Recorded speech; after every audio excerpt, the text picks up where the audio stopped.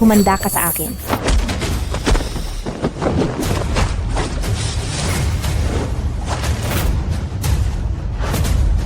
Napakasakit nito. Nasaan ba ako? Hindi ba dapat ay nasa pamilya Song ako at umiinom ng tsaa kasama ang aking pangalawang ina? Anong nangyari? Hindi ba't sabi mo na ang ginamit mong gamot ay sapat na para patumbahin ang isang kalabaw? Bakit nagising ang batang ito? Nakuha mo pa akong sipain. Humanda ka.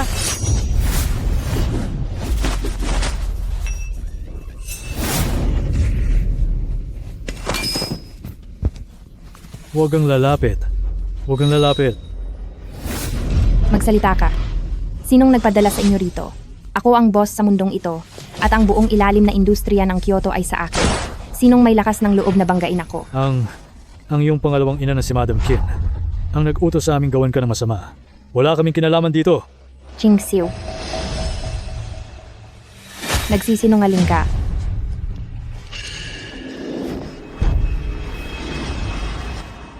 Ikaw ba yan? Bosong, kamalasan ang dala ng babaeng ito. Noong niloko si Pamilya Song, ikaw ang huwad na paring nagsabi na nagdadala ako ng malas. Ching Xiu. Posible kayang totoong siya ang nasa likod nito?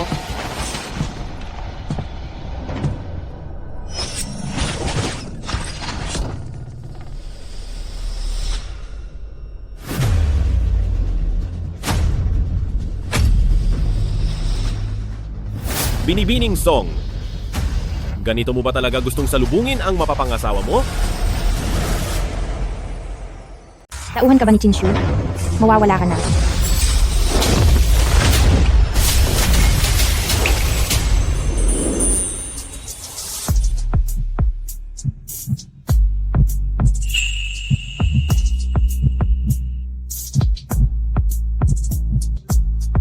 Walang ganitong eksperto sa panig ni Chin Shu. Sino ba talaga kayo? Ang aming si Young Master ay ang tagapagmana ng pamilyang Pei sa Kyoto, si Pei Jinchuan na parito kami para makipag-usap tungkol sa pagkansela ng kasal. Pagkansela ng kasal? Tama, di ba?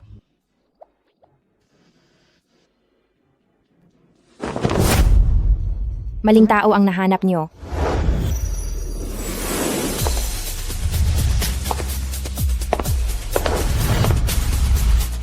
Ang bango na ito. Posible bang ang taong nagligtas sa akin 3 taon na ang nakakaraan ay siya? Young Master. Young Master. Ang kasal ba na ito? Itutuloy pa natin ikansela?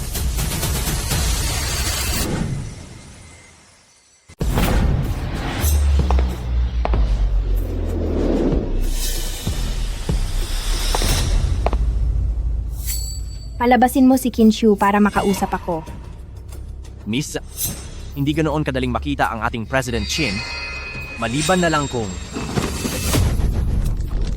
Bitawan mo ako. Little sister, ako, Third brother. Ikaw? inutusan kasi ako ni Papa na magtrabaho muna rito sa baba para makakuha ng karanasan. Ayos pa naman ang buong katawan ko. Hindi katulad ni eldest brother na siya namang... Hayaan na. Huwag na nating pag-usapan yan. Bakit mo ba hinahanap si Qin Shu? Hawak na niya ngayon sa Pamilya Song ang 50% ng mga share. Hindi na siya ang dating mapagkumbaba at sunod-sunurang madrasta natin. Mukhang ang ating madrasta ay hindi ganoon kadaling kalabanin gaya ng iniisip natin. Panahon na para harapin siya. Kung siya nga ang may gawa nito, siguradong mas lalong magiging mahirap ang makipagkita sa kanya.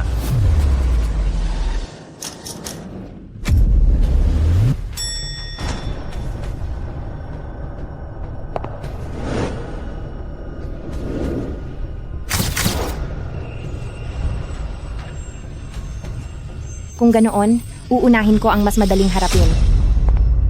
Hoy, security guard. Pumarito ka at buhatin ang bagahe ni ang binibining ito. Buhatin mo mag-isa. Ikaw pala yan. Ang batang lumaki sa probinsya?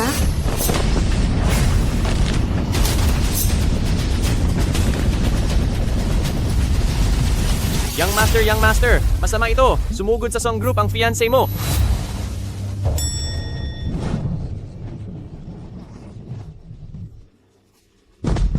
Palabasin niyo si Kinshu para makausap ako.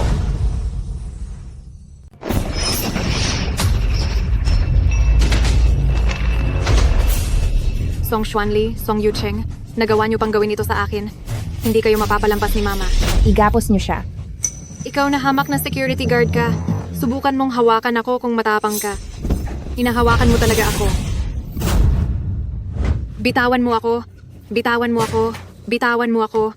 Pakawalan niyo ako. Ang ingay. Xuanli, itong ginagawa natin, hindi ba masyadong kalabisan ito? Siya na Kinshu ang nagsimula nito. Kaya ako na ang tatapos.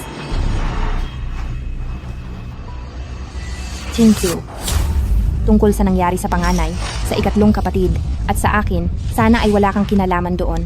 Dahil kung hindi, magagalit sa inyo ang mga bata. Ako ang tatay nila at may gana pa silang magalit sa akin?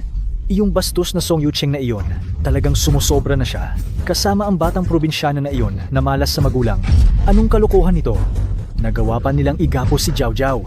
Buhay pa akong tatay niya. Gusto na ba niya magrebelde sa pamilya?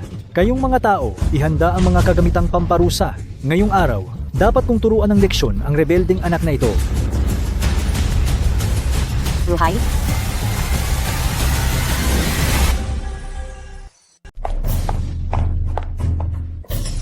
Xuanli, nakikipagbiruan lang naman ang iyong kapatid. Huwag mo sanang totoohanin ng sobra. Sobra? Ang ginawa nitong si Binibining Song ay talagang sobra na. Halata namang lumaki siya sa probinsya. Napakabastos at walang modo. Bastos at walang modo?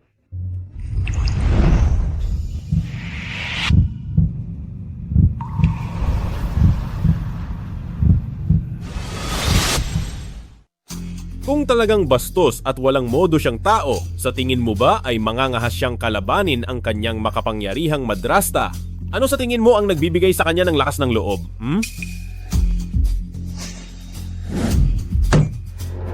Young Master, saan po kayo pupunta? Bibisitahin ko ang aking mapapangasawa. Xuanli, bakit hindi ka man lang nagsabi sa mama na bumalik ka na? Sana ay nakagawa ang mama ng paraan para may sumundo sa iyo. Ma, magpapasundo pa po kayo sa kanya? Alam niyo ba, na kung nahuli lang kayo ng kaunti ay baka kung ano nang masamang ginawa nila sa akin. Ma, Jiao Jiao, dapat ay maging mapagparaya ka bilang nakababatang kapatid. Nakikipagbiruan lang naman ang ate mo, bakit mo iyan sineseryoso? Xuanli, masyadong nadehado ang pagpapalaki ko kay Zhao Zhao, kaya ikaw.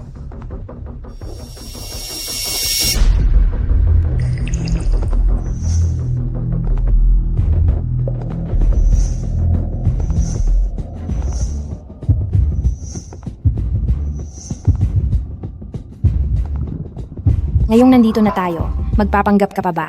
Panggap? Xuanli, ano bang sinasabi mo? Ang madrasta mo. Si Madam Kin ang nagutos sa amin na siraan at idiin ka. Wala kaming kinalaman dito. Ang boses na ito, pamilyar ba sa iyo? 10 taon na ang nakakalipas noong niloko mo ang tatay ko. Tungkol sa bulaang pari na nagsabing malas ako sa asawa, tauhan mo ba siya? Ikaw ba ang may gawa nito? Song Xuanli, napakabuti ng nanay ko sa iyo. Maging ang magandang kasunduan sa kasal kay pamilyang Pei ay ibinigay sa iyo. Pagkatapos marinig ang paninira ng iba, ito pa ang isasagot mo sa kaniya. Gaya nga ng inaasahan mula sa 3 kuya mo na wala na, pare-pareho kayong mga walang utang na loob. Jiao Zhao, huwag kang magsalita ng ganyan. Xuanli, sinasabi mo bang peke ang mongheng ito? Mabuti naman. Ipapaliwanag ito ni mama sa papa mo dahil naniwala ang papa mo sa mga sinabi ng pekeng mongheng ito.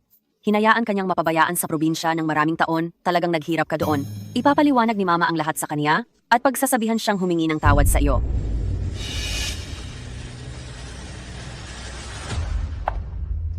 Nagpanggap ka ng mahigit 10 taon at nang hawak mo na ang Song Group, doon mo lang ipinakita ang ambisyon mo. Aminin mo, Kinshu, bilid ako sa galing mo. Ngunit ang ipinagtataka ko ay, sa paghawak mo sa Song Group, ay wala naman akong banta sa iyo. Bakit bigla mo na lang akong tinangka na parusahan?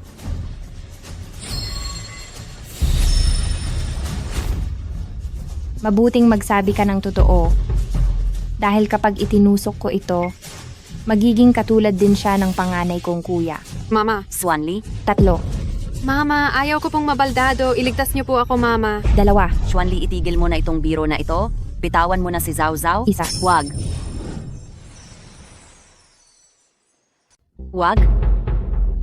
Xuanli, isang malaking pagkakamali lang po ito. Pakiusap, kumalma ka muna. Makinig ka sa paliwanag ko. Paliwanag? Jingxiu. Tila sa ating dalawa ay mayroon ngang pagkakaunawaan. Ang Song Xuanli na ito ay hindi isang babaeng mahina at kapag hindi ka nagsabi ng totoo, huwag kang magugulat kung gaganti ako at pagbabayarin kita sa ginawa mo. Zawer, Song Xuanli, bakit mo ako sinisisi? Anong karapatan mong sisihin ako? Sa loob ng 10 taon, wala akong ginawang masama sa inyo. Naging sobrang bait na ako. Kung may dapat kang sisihin, ay ang sarili mo at ang iyong ina. Dahil hinaharangan nyo ang daan naming mag-ina. Kinuha ng nanay mo ang posisyon ng Ginang Song, habang ikaw naman, hinahawakan mo ang pagiging tagapagmana ng pamilyang Pei ng Kyoto at ang posisyon bilang asawa ni Pei Jinchuan. Istorbo lang kayong dalawa habang buhay, dapat na kayong mawala.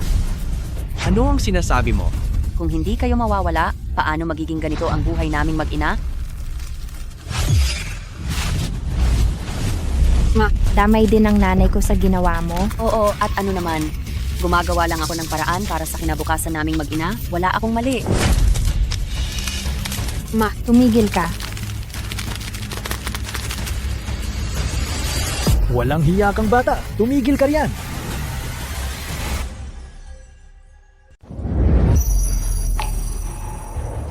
Hayop ka. Wala kang utang na loob.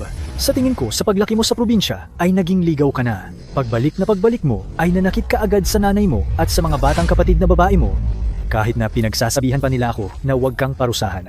Sa tingin ko, ang matinding parusa ay kulang pa para sa iyo. Sabihin mo sa akin kung bakit hindi ka nalang nawala sa probinsya. Pa, anong sinasabi mo? Ang ginawa ni Xuanli ay nararapat lang sa kanya. Kung hindi dahil sa babaeng iyon na nanganib kina Xuanli at eldest brother, at inaming sinaktan niya ang nanay ko, na siya ang may kasalanan sa pagkawala ng nanay natin, paanong hindi gagawa ng hakbang si Xuanli? Ang sabi mo, si Kinshu ang naging sanhi ng nangyari sa iyong ina? Papa, wala kaming ginagawa. Sila ang gustong tumapos sa nanay ko. Puro ka, kasinungalingan! Mulat sa pool ay mahinhin si Xuer. Inalagaan kayong apat at tinuring kayong parang sariling anak. Paano mo nasasabi ang mga bagay na iyan tungkol sa kanya? Sobrang disappointed ako sa iyo. Binala ko sanang gawin ka munang guard para makakuha ng karanasan sa ilang sandali at pagkatapos ay hahayaan kitang magmana ng pamilya Song. Pero ngayon, hindi ka lang sumasama sa kalokohan ng malas na babaeng ito, kundi pinagbibintangan mo pa ang stepmother mo na nag-alaga sa iyo ng mabuti. Ang lahat ng taon mo ay nasayang lang ba? Pa, Bitiwan mo na agad ang batang kapatid na babae mo. Masamang babae. Ang lakas ng loob mong saktan ng nanay ko. Dahil sa pananakit mo sa akin, pagbabayarin kita. Aray ko. Pa, Masamang anak. Ako ay.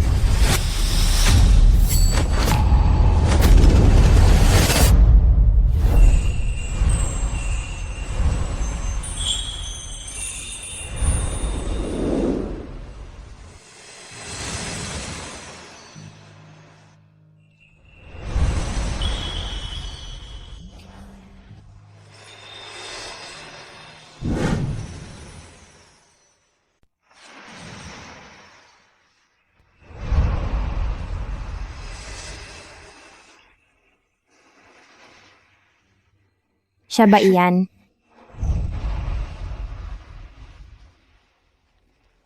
Aking fiancé? Dumating ba ako? Sa tamang oras? Kuya Pei, Kahit na hindi mo ako hinarangan, hindi pa rin ako mapapahamak. Ngunit, salamat po. Ang ugali ni Miss Songsi ay medyo nakakatuwa. Pei. President Pei, ayaw niyo po ba? Okay lang po ba kayo? President Song? Tila yata ang pagdating ko ngayon ay hindi magandang pagkakataon dahil naistorbo ko ang pagdidisiplina mo sa anak mo. Hindi po. Kaunting gulo lang po ito sa pamilya. Paano namang mangyayari yun? Oh, nga pala po. Noong huli ay binanggit ninyo tungkol kay Hucheng at iyong tungkol sa vacation resort. Iniisip ko po sana kung Dahil nangako na ako kay Pamilya Song kung walang magbabago sa pagitan ng dalawang pamilya kung gayon. Kung kanino man ito dapat mapunta, natural na doon pa rin ito mapupunta. Hahaha. Nakaalis na ang mga tao, ano pa bang tinitingnan mo? Babalaan kita. Huwag mong isipin na porke niligtas ka ni Kuya Pei, ay gusto ka na niya. Napagkamalan ka lang niya bilang ako. 3 taon na kaming magkakilala. At ang nararamdaman namin ay hindi kayang tapatan ng isang baduy na probinsyana na katulad mo. 3 taon na kayong magkakilala? Ang aming amo ay ang tagapagmana ng pamilyang Pei ng Kyoto, si Pei Jinchuan. Pumunta kami rito ngayon upang kausapin ka tungkol sa pag-atras sa kasunduan ng kasal. Pag-atras sa kasal? Kaya pala si Pei Jinchuan ay pinuntahan ako para umatras sa kasal dahil sa kanya? Issue lang po ito ng pamilya. Pasensya na po kung naging katatawanan kami sa inyong paningin. Ang walang hiyang batang si Xuanli na iyan, sa probinsya na lumaki, kaya naman wala talaga siyang modo at hindi presentable. Sa tingin ko, ang alyansa ng pamilya Pei at Song sa pamamagitan ng kasal ay mas mabuting ituon na lang kay Zhao Zhao. President Song, ang layunin ng pagpunta ko rito sa Hucheng ay sigurado akong alam mo na, di ba? Una, ay para humanap ng mahusay na doktor na magpapatuloy sa buhay ng aking ama. Pangalawa, ay ang bawiin ang kasal kay pamilya Song. Kaya sinadya kong magmula sa Jingdu patungo rito sa Hucheng dahil gusto kong makipagkita sa Miss Song Si at pag-usapan ng personal ang pagkansela ng kasunduang ito. Sa nakikita ko sa Miss Song Si, parang hindi mo alam dati na may kasunduan sa kasal ang pamilyang Song at Pei, tama? Ang batang ito, lumaki siya sa probinsya mula pagkabata. Kaya hindi ko na ipinaalam sa kanya. Baka kasi magkaroon pa siya ng mga ambisyon na hindi para sa kanya. Pero si Zhao Zhao, nakita nyo na siya, 3 taon na ang nakakalipas. Noong panahong iyon ay pinuri nyo pa siya bilang isang napaka-cute na bata. Hindi nga naman nagkamali ang binibining Song na tawaging paboritong anak ni President Song. Ang gara at ang kislap ng suot niya. Siyempre naman, dahil ako ang paborito ni Papa. Ang suot ko na ito ay gawa ng Bulgari at sadyang dinisenyo para sa akin. Bobo talaga. Iniinsulto ka na ngang mukhang pera. Akala mo pa ay pinupuri ka. Pa, tignan niyo po sila. Ito kasing si President Pei, itong bunsong anak ko ay talaga namang medyo mabagal makaintindi. Ayos lang po. Tingin ko naman ay mukha siyang inosente at mukhang ewan. Pa, sino ba siya? O ang sinasabi ng amo na tanga na nga ang pangit pa ng ugali ay itong Song Zhao Zhao na pala yon. Hindi nakatakatakang noong marinig ni Sir na anak ito ni Pamilya Song ay agad siyang nagpasyang kanselahin ang kasunduan sa kasal. Samzaw Zhao. Wala akong interes na agawin ang lalaki mo. Pero kapag sinubukan mong saktan ang mga taong mahal ko, ipapakita ko sa iyo kung ano ang ibig sabihin ng impyerno sa lupa. Siguraduhin mo lang natutuparin mo ang sinabi mo. Xuanli, Yu Cheng, nadala lang si mama ng galit kanina, huwag niyo na po iyong seryosohin. Tungkol sa kasal ninyong mga bata, huwag kayong mag-alala, hinding-hindi na makikialam si mama. Oh? Talaga ba? Sino ang mag-aakala na ang babaeng ito ay natuto pala ng martial arts sa probinsya at ngayon ay alam na niya ang tungkol sa Song Shuang? Hindi na ito pwedeng ipagpaliban. Dapat na natin itong tapusin agad.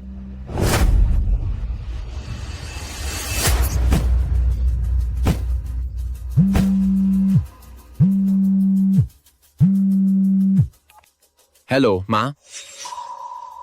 Ano? Ang Song Xuanli na prompting iyon, nagawa niyang apihin si Zhao Zhao. Uuwi na ako agad. Mahal kong anak, sana ay magustuhan mo itong inihanda ko para sa inyo na isang malaking palabas ng magkapatid na maglalaban-laban. Xuanli, ang kasal na ito ay binuo noong nandito pa si Mama. Matalik na magkaibigan si Mama at Ginang Pei. Kahit naggustuhin nilang bawiin ang kasal, alam kong hindi papayag si Pamilyang Pei. At higit sa lahat, tila may kinalaman si Qin Xiu sa pagkawala ni Mama. Hindi ko palalagpasin ang kahit sinong nanakit kay mama. Kotse ni ikatlong kapatid yan? Ibig sabihin Song Xuanli? Ipara ang sasakyan.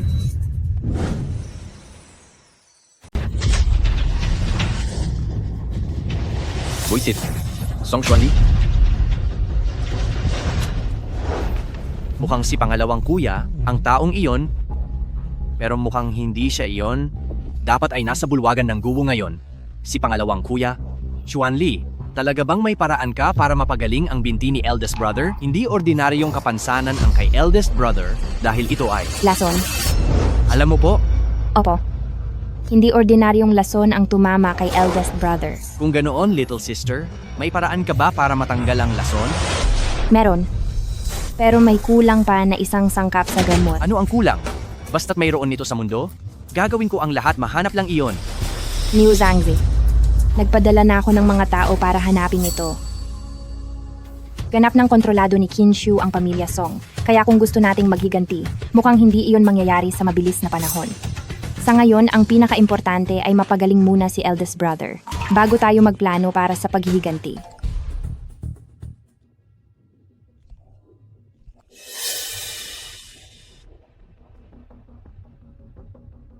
Little sister, Pupunta na ako agad doon, tungkol naman sa mga order ni Pamilyang Pei. Saka na lang natin asikasuhin iyon.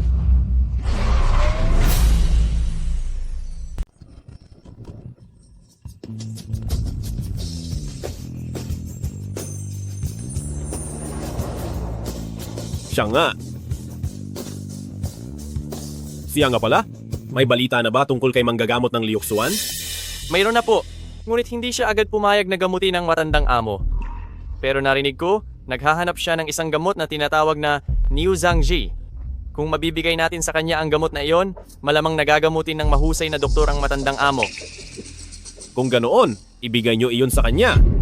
Chinek po ng inyong lingkod, sa buong Hucheng. Sa kasalukuyan, ay ang bahay subasta ng Jiashing lamang ang mayroong isang Niu Zhangji at hindi biruin ang presyo nito. Gawin ang lahat kahit anong mangyari, ang gamot na iyan ay dapat maging para kay Pamilyang Pei.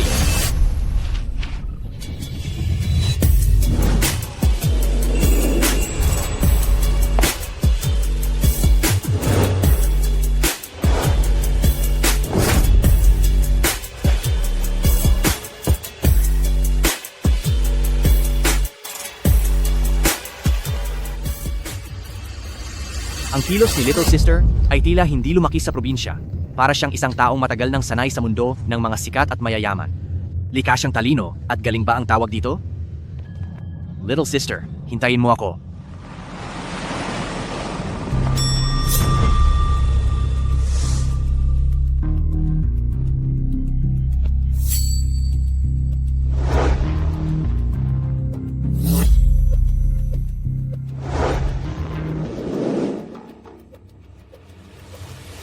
Dito po tayo, Boss Pei. Nakahanda na po ang VIP room para sa inyo. Xuanli? Determinado akong makuha ang Niu Zhangji na ito. Ako mismo ang sasali sa subasta. $500,000 ang simulang presyo. $3 milyong lang ang laman ng card ko. Hindi ko alam kung sasapat iyon. Bihira ang Niu Zhangji na ito. Sa tuwing may lumalabas na ganito, hindi ito bababa sa $10 milyong. Buti na lang at matagal na akong nasa black market. Hindi ako namomroblema sa ganitong halaga. Third brother, sige lang at magbid ka. Mayaman ako.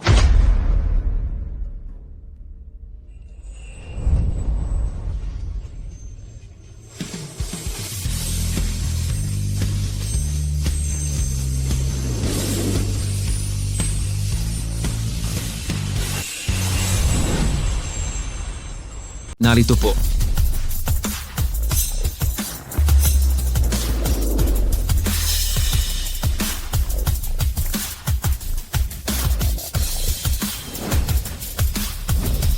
Ang unang item na isusubasta, lilang ahas na kuwintas. Ang panimulang presyo ay $300,000.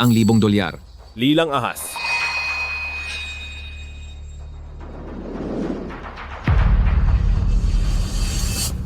Kamukha niya siya. Xuanli, siguradong babagay sa iyo ang kuwintas na iyan. $300,000 lang, ibibigay ito sa iyo ni Kuya. Mag-aalok ako ng $522,000. $522,000 para sa unang pagkakataon. Mahigit 500,000, pwede na rin. Third brother, mas mahalaga ang Niu Zhangji. Wala talagang silbi si Kuya. Hindi na nga kita na protektahan pati na ang pamilya Song, pati simpleng regalo ay hindi ko pa maibigay. Pero Xuanli, huwag kang mag-alala. Kapag gumaling na ang binti ni Kuya, babawiin naming magkakapatid ang pamilya Song at pagbabayarin ang may gawa nito kay nanay para mabigyan ka ng mayaman na binibini na buhay. Sa mga nakaraang taon, marahil ay marami kang pinagdaanan sa probinsya kaya kahit alahas na nagkakahalaga ng 500,000 dolyar ay nanghihinayang kang bilhin. Third brother, hindi naman sa ganoon. Sold na sa halagang 522,000 dolyar. Congratulations po sa inyo, sir. Nakuha na po ito ng amo ko. Ang susunod naman, ang pinakapangunahing pagmamayari ng shop na ito, isang napakabihira at mamahaling halamang gamot ni Uzhangzi. Ang panimulang presyo ay 500,000 dolyar.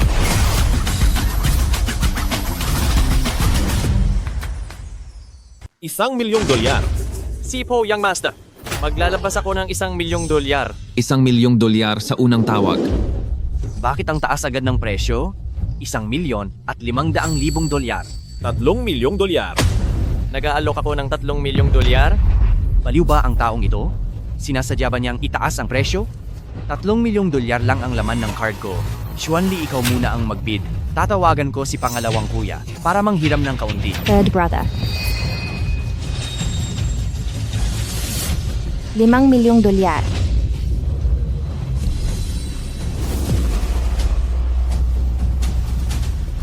Young master, si Binibining Song ang nakikipag-unahan. Magdaragdag pa ba tayo? Sino ba yung Binibining Song? Sundan mo. Kahit gaano pa kataas ang presyo, dapat mapunta sa akin ang bagay na ito. Young master, kayo ang nagsabi niyan ha? 5,500,000 dolyar. 5,500,000 dolyar sa unang tawag. May mas tataas pa ba rito? Tao ba ito ni Pei Jinchuan? Bakit niya binibili ang Niu Zhangji? Pwede kayang. Boss, ito si Bai Xiaotian. 3 taon nang nakahiga. Maraming doktor na ang tumingin. At ang sabi nila ay hindi na siya aabot ng 3 buwan. Sabi ng pamilyang Pei, kung papayag kayong tulungan siyang madugtungan ang buhay kahit 1 linggo lang, handa silang magbigay ng 100,000,000 dolyar, pati na rin ng isang kahilingang makatuwiran. Mukhang itong ni Uzhangzi ay para talaga sa akin. 5,500,000 dolyar. Pangalawang tawag. Umakyat na ito sa mahigit 5,000,000 dolyar. Tila hindi ito makukuha kung walang 10,000,000 dolyar. Ace, pangalawang kuya, sagutin mo ang tawag. Hello, pangalawang kuya? 10,000,000 dolyar? Yung batang babaeng galing probinsya ang nagpakuha niyan sa iyo, tama? Sinasabi ko sa iyo, hindi mangyayari iyan. Pangalawang kuya? Kuya! Talagang nabulag na siya sa mag-inang iyon. Pati ang kaligtasan ni eldest brother ay hindi na niya pinapahalagahan. Hindi maaari ito. Ito na ang tanging pagkakataon ni eldest brother para muling makabangon. Mukhang kailangan ko nang magmakaawa kay Papa. Kaya naman pala nainggit siya at nagawa niyang saktan si Jiao Jiao, HM. Mukhang kailangan ko mismong bumalik para maturuan siya ng leksyon. Nagmamakaawa ako sa iyo. Naku, malas. Huwag kang tumingin sa akin. Wala akong kinalaman dito. Chenan, ikaw, iyon ang pangalan mo, di ba? Binibining Song. Sabihin mo kay Pei Jinchuan. Kinukuha ko na ang Niu Zhangji. Ibibigay ko ang kahit anong kapalit. Young master, sabi ni Binibining Song ay gusto niya ang gamit. Ibibigay daw niya ang kahit anong kapalit. Paalisin siya. Sabi niya ay umalis ka na. Papaalisin ako? Ano? Sana lang ay hindi niya ito pagsisihan. Tinatanggap ko na ang trabaho para kay pamilyang Pei. Pero mayroon akong isang kondisyon. Gusto ko ng 1 pirasong Niu Zhangji bilang bahagi ng bayad sa paggamot. Sana ay hindi siya magsisi. Nakakatawa. Magsisi? Sa diksyonaryo ko bilang Pei Jinchuan, wala ang salitang iyon.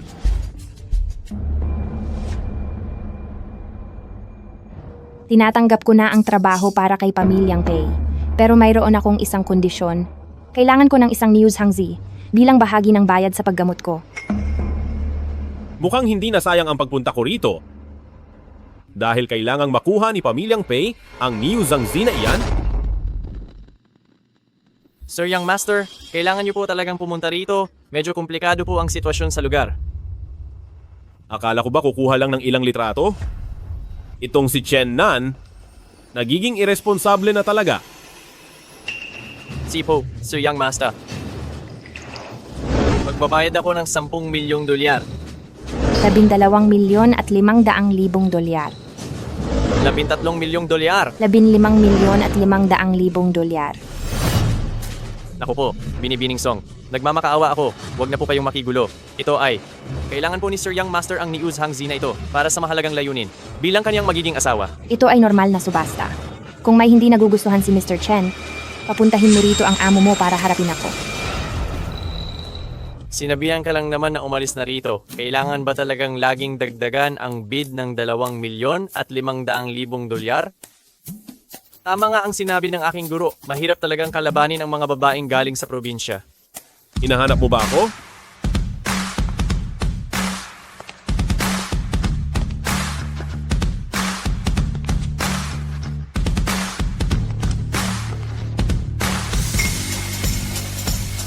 Ikaw? Ang napakagaling kong mapapangasawa.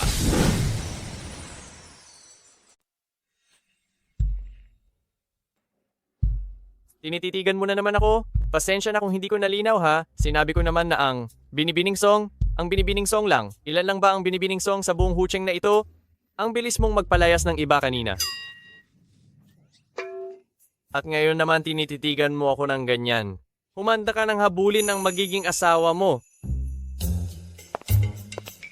Wala akong interes na maging fiancé mo. Tungkol sa bagay na iyon, maglaban tayo ng patas. Talaga bang balak mo? Nahamunin ako sa presyuhan? Bakit naman hindi? Sige.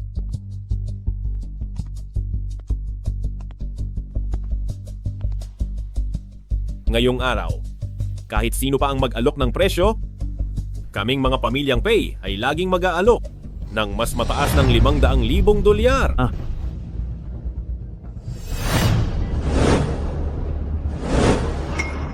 Sinong mag-aakala na sa buong buhay ko, makakasaksi ako ng ganito kalaking kaganapan? Masyadong nagmamadali ang Young Master Pei na makuha ang News Hangji. Marahil ay wala ng pag-asa ang President Pei, kaya desperado na silang sumubok ng kahit ano. Todo pusta na ito. Paano kung sadyang itaas ng Binibining Song ang presyo hanggang sa 200,000,000 dolyar? Young Master? Sana ay maayos pa ang lagay nyo. President Pei, talaga bang itataya nyo ang lahat? Hindi ako nagsasabi ng walang katotohanan. Sino mang gustong makipagpaligsahan sa aming mga pamilyang Pei pagdating sa yaman, maaari na kayong tumayo ngayon. Katatapos lang sa lakayin ng mga negosyo ko sa black market, kung tatalunin ko ang yaman ng pamilyang Pei, baka hindi ako manalo. Sasadyaing itaas ang presyo para mabigyan siya ng kaunting leksyon. Pei Jinchuan. Tandaan mo ang mukhang ito.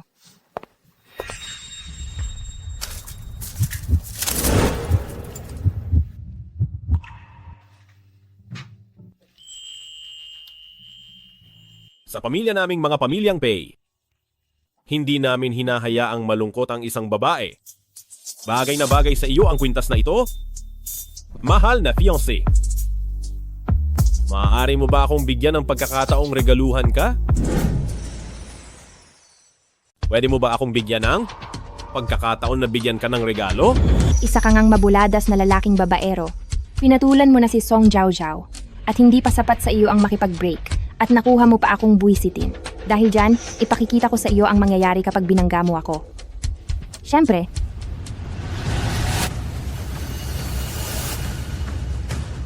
mali yata ako sa pagkakilala sa kanya. Ibig bang sabihin nito, gusto niya akong saktan? Aray ko, Young Master.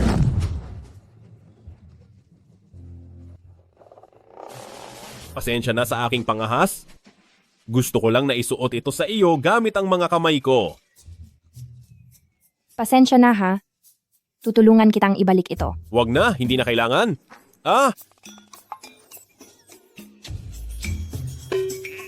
Ayan, ayos na. Masakit ba? Hindi po masakit. Sana nga totoo na hindi masakit. Salamat na lang. Bagay po talaga sa inyo ito. Talaga? Kung ganoon, ang nangyari ngayong araw, kalimutan na nating lahat. Siyempre, basta huwag mo na uli akong babanggain. At tungkol naman kay Ni Uzangzi, marami akong paraan para kusa mo itong ibigay sa akin.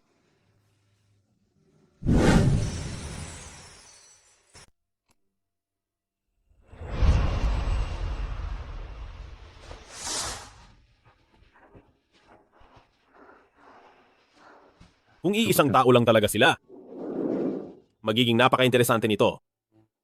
Young Master, hindi ba't kakanselahin nyo na ang engagement nyo kay Binibining Song?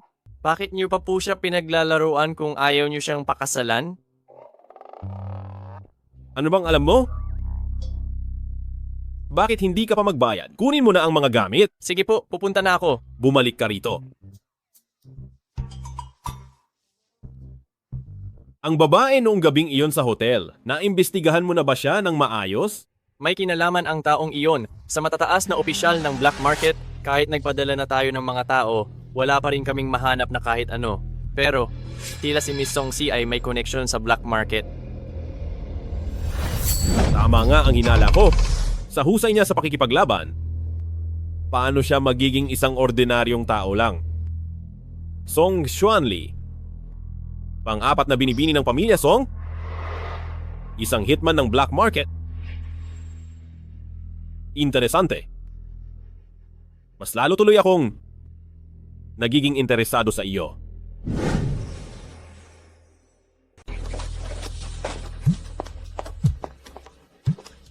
Third brother.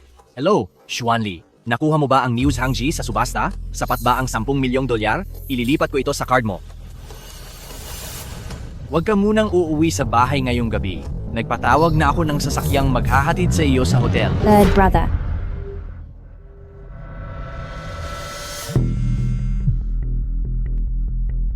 Shaoli, yung bagay na pinapahanap ko sa iyo noon, may balita na ba? Nahanap na po namin, boss. Tungkol sa ginawa ni Qin Shu sa inyong ina, masyadong matagal na ang nakalipas. Sa loob ng maikling panahon, ang nalaman lang po namin, noong 10 taon na ang nakararaan, dahil sa kalungkutan, ay pumasok siya sa sanatoryong Jihe. Pagkatapos siyang dalawin ni Qin Shu, lumabas na ang balita na wala na siya. Para sa mga detalye, kailangang mahanap po natin ang doktor na tumingin sa inyong ina noon, pati na ang mga nurse. Naintindihan ko. Qin Shu, ang mga atraso mo sa aking ina at mga kapatid. Kapag nahanap ko na ang ebidensya, pagsasama-samahin ko ang parusa mo. Ang tauhan ni Qin Shu. Ako nga.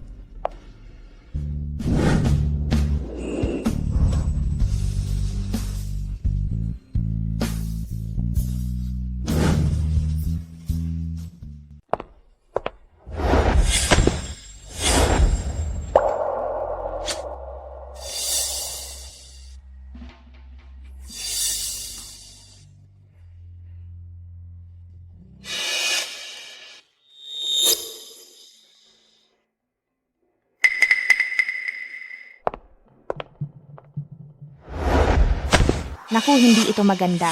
Isa itong bagong uri ng gayuma at mukhang hindi ko na ito kayang pigilan.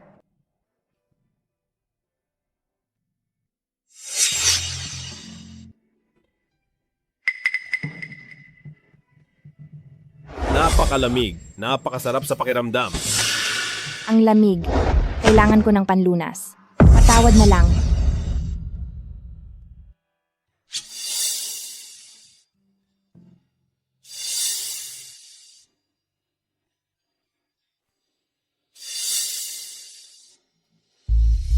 Ituturing ko itong malaking utang na loob sa iyo. Siya ba iyon? Ang amoy na ito. Tama nga ako, siya nga iyon.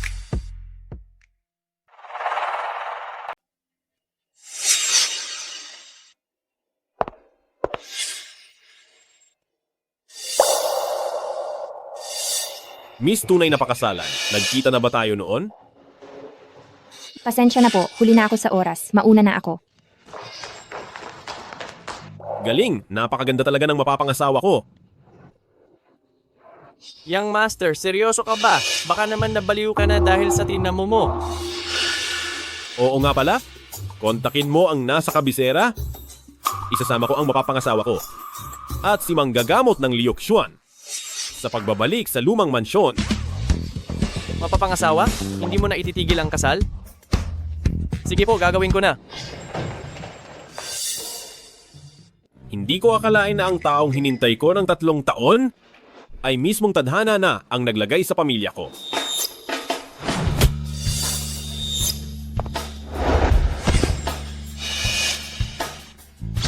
Ang galing talaga ng asawa ko.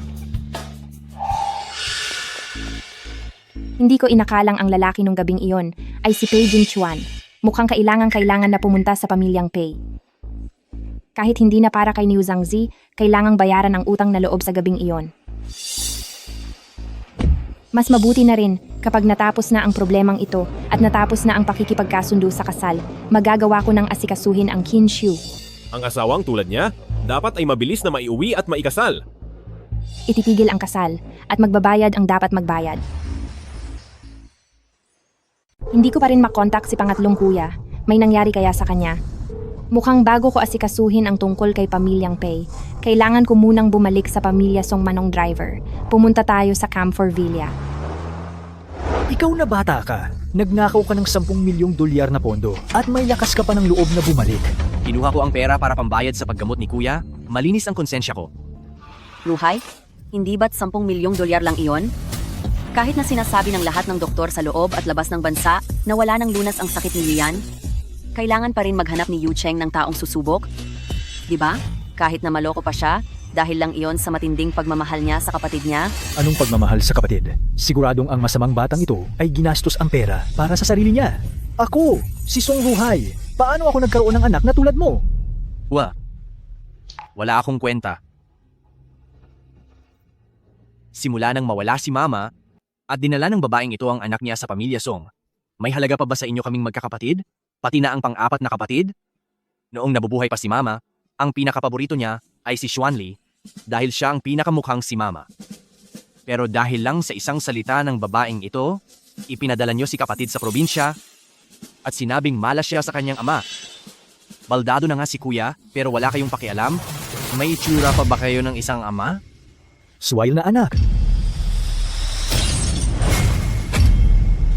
Sinasabi mong wala akong itsura ng isang ama. Kung gayon, huwag ka nang magpapakita sa pamilya Song kailanman. Lumabas ka at tingnan mo kung hindi dahil sa akin. Bilang anak ni Song Ruhay, sino ang magpapahalaga sa'yo? Ngayon din, lumayas ka. Lalayas ako. 3 kapatid, humingi ka ng tawad kay Papa. Hihingi ng tawad?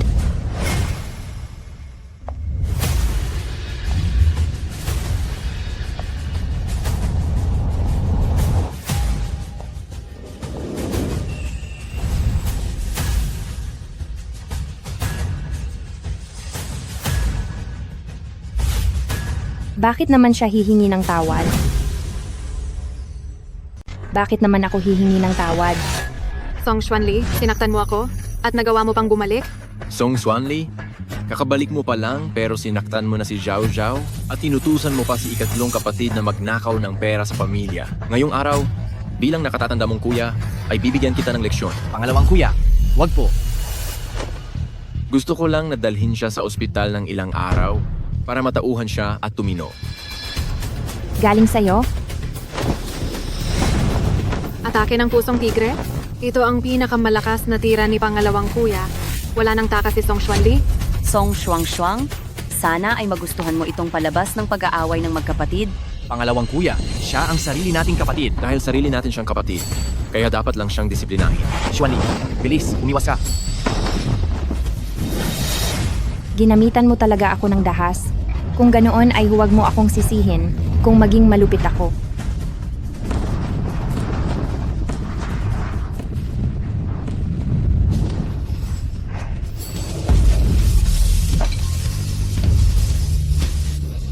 Pangalawang kuya.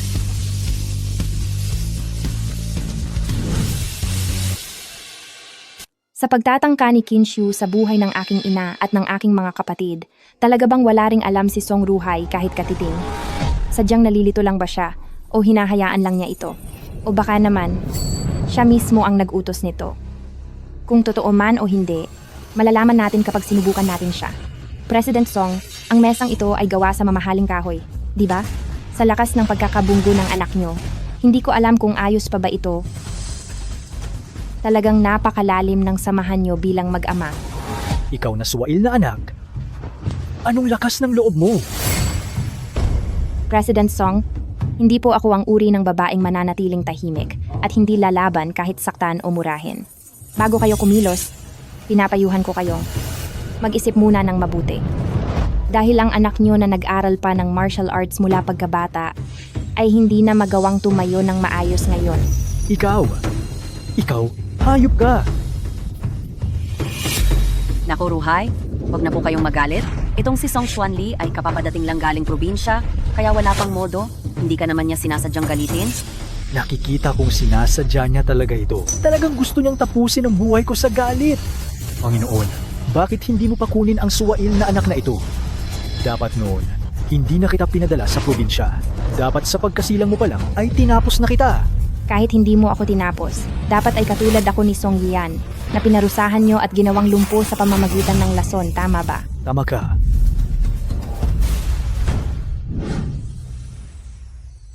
Dapat din bang matulad siya kay Song Yian na malason at maparalisa? Ganoon ba? Eksakto. Anong lason? Ano itong mga pinagsasasabi mong kalokohan? Si eldest brother, hindi ba na-aksidente siya sa kotse kaya naging lumpo? Bagaman hindi ko pa nasusuri ang pulso ni eldest brother, pero sa mga litrato, maputla at tila nangingitim ang mukha ni eldest brother. Pulat lila ang kulay ng kanyang dila, malinaw na nalason siya ng malubha dati, at hindi pa nawawala ang epekto nito. Tay, ikaw ba ang lumason kay eldest brother? Ako? Lalason? Lalason sa sarili kong anak? Yu Cheng, itong si Tai kanina ay nagpadala lang sa galit. Bakit mo paniniwalaan ang mga salitang bunga lang ng galit? Ang kalagayan ni Yian, noong una pa ay naging malinaw na ang paliwanag ng doktor dahil lang sa aksidente sa sasakyan ang pinsala sa kanyang katawan. Kasama ka rin naman namin sa ospital noong mga panahong iyon. Nandoon din si pangalawang kuya. Kung hindi ka naniniwala, tanungin mo si pangalawang kuya. Kung hindi ka maniwala sa akin, siguro naman ay magtitiwala ka kay pangalawang kuya, di ba? Pangalawang kuya, magtitiwala ako sa iyo sa huling pagkakataon. Noong araw na aksidente si eldest brother, nandoon ka rin? Sabihin mo sa akin ang totoo? Bago maaksidente si eldest brother sa kotse, meron ba talaga siyang kinain na kahit ano? Kumain ba siya ng kung anuman? Eldest brother? Siya ay. Eldest brother, lagi kang abala sa mga usapin sa kumpanya. Ngayong araw ay sa wakas sinamahan mo akong mamasyal. Gusto ko lang kumain itong vanilla-flavored na ice cream. Nakain mo na ang original flavored nito, kaya kailangan mong bumili ng bago para sa akin. Sige na po, please. Madumi ang pagkain sa tabi ng daan. Pupunta ka ba o hindi? Kung hindi ka sasama, isusumbong kita kay Papa para hindi ka napayagang pumunta sa probinsya para bisitahin si Song Xuanli. Hala, kung hindi sasama si eldest brother, ako na lang ang sasama. Sina, ako na ang sasama. Ako na nga.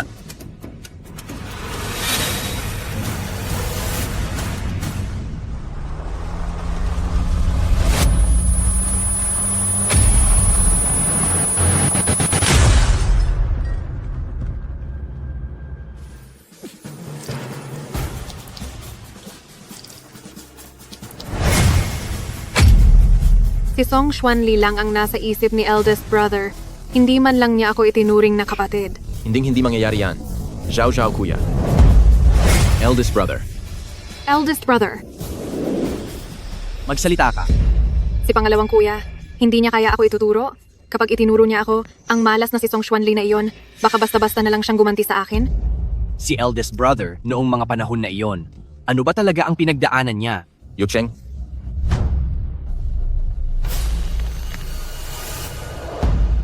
Walang kinain si eldest brother noon. Aksidente lang ang lahat. Dahil hindi agad ako nakakilos, kaya hindi ko nailigtas si eldest brother. Kung may sisisihin ka man, ako na lang ang sisihin mo. Wala itong kinalaman kay tita, kay papa, pati kay Zhao Zhao. Lahat sila ay walang kinalaman. Ako ang sisihin mo dahil ako ang nagkasala kay eldest brother. Kasalanan ko po sa nakatatanda kong kapatid. Naku, pangalawang kuya, Bakit mo naman nasasabi ang mga ganiyang bagay? Aksidente lang naman ang nangyaring iyon. At saka gising na si kuya, hindi ba't siya na rin mismo ang nagsabi na aksidente iyon?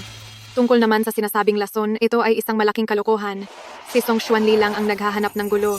Ang pera ni third brother na ipadala na ba sa card mo? 10 milyong dolyar lang naman. Kung gusto mo, hindi ka naman tatanggihan ng pamilyang ito. Inuudyukan mo si third brother na magnakaw ng pera at pinararatangan mo pa si Papa na nanalason. Song Zhao Zhao, ang tingin ko sa'yo ay gusto mo lang sirain ang pamilyang ito. Song Xuanli, hinihayaan ka lang naman ni Papa na manatili sa probinsya ng mahigit 10 taon, pero nang bumalik ka, kahit tawagin siyang Papa ay hindi mo man lang magawa. Tapos gagawa ka pa ng ganitong kalaking gulo sa bahay. Ano ba talaga ang pakay mo? Zhao Zhao, huwag kang magsalita ng ganyan. Bakit mo naman kinakausap ng ganyan si ate? Bakit mo pinapagalitan si Zhao Zhao? Sa tingin ko, tama ang sinabi ni Zhao Zhao. Pinauwi kita dito, hindi para sirain mo at guluhin ang bahay na ito. Kapag tapos na ang kasunduan nyo ni Pamilyang Pei at si Zhao Zhao na ang ipapalit para magpakasal, bilang yung ama, bahala ka na kung kikilalanin mo pa ako o hindi. Hindi mo na kailangan bumalik dito sa bahay. Wala na akong walang utang na loob na anak na gaya mo. Tapusin ang kasunduan sa kasal? Hindi ako pumapayag. Ang kasunduang ito ay itinakda pa noong narito pa si Mama, bakit kailangang ibigay ito kay Song Zhao Zhao? At isa pa, ang pamilya Song ang tunay na tahanan ni Xuanli. Marami ng pagkukulang ang pamilya Song sa kaniya. Paano mo nagagawang? Desisyon ito ng iyong magulang at ng mga tagapamagitan. Wala kang karapatang tumanggi. Pero Pumapayag ako. Sumasang-ayon akong tapusin ang engagement namin ni Pamilyang Pei. Mabuti at alam mo kung ano ang tama. Si Kuya Pei naman talaga ay hindi ikaw ang mahal, ako ang mahal niya. 3 taon na ang nakakalipas.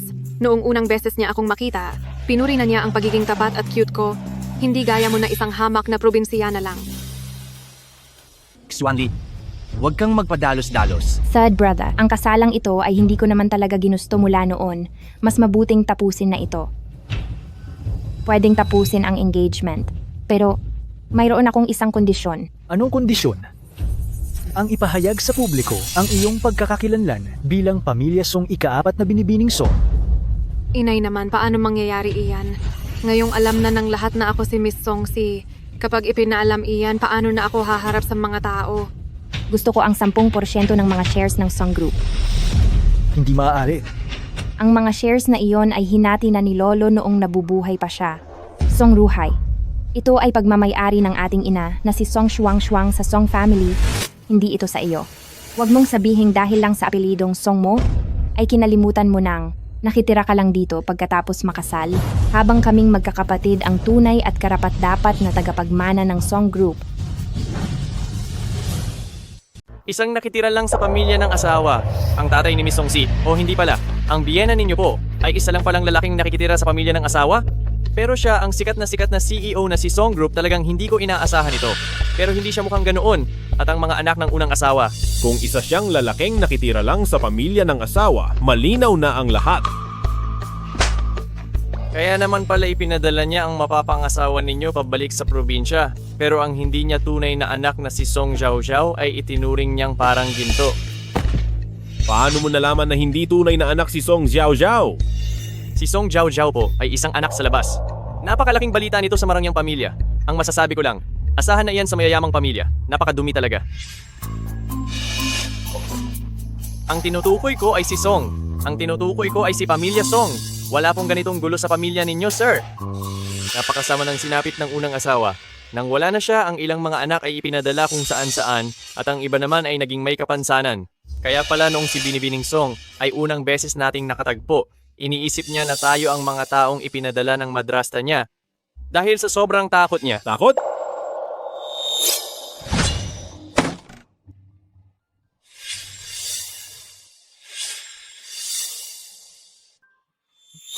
Sa lagay na iyon, hindi siya mukhang takot. Bukas ng umaga, ibigay mo si Liu Jiangzi kay manggagamot ng Liu Xuan bilang tanda ng katapatan.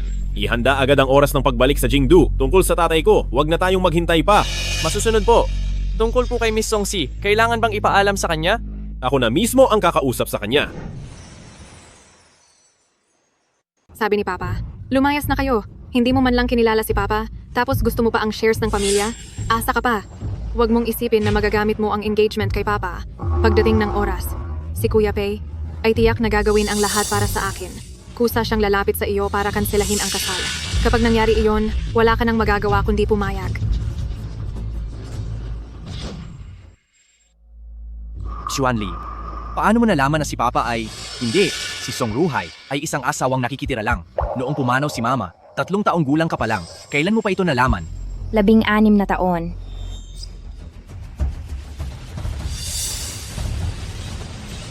Iyan ay ang Panginoon ng Black Market, si Ginoong Liu Xuan.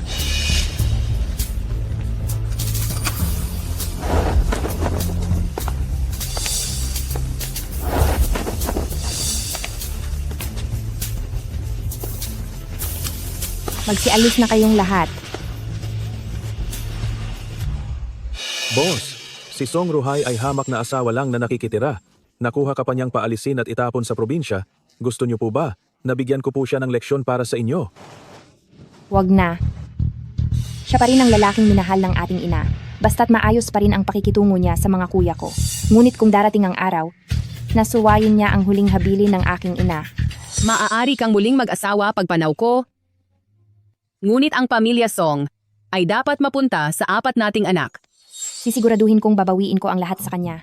Base sa nalaman ko ngayong araw, ang pagkabaldado ni Kuya, maging ang pagkamatay ni Mama, ay maaaring may kinalaman kay Song Ruhai at sa bago niyang asawa. Bago tayo makakuha ng matibay na ebidensya, maaari na muna nating simulang kunin ang nararapat sa atin. Third brother, oras na para bawiin ang lahat. Sige, anuman ang nais mong gawin, ang third brother ay palaging nasa likod mo. Boss, ito ang Niu Zhangzi na ipinadala ni Pamilyang Pei.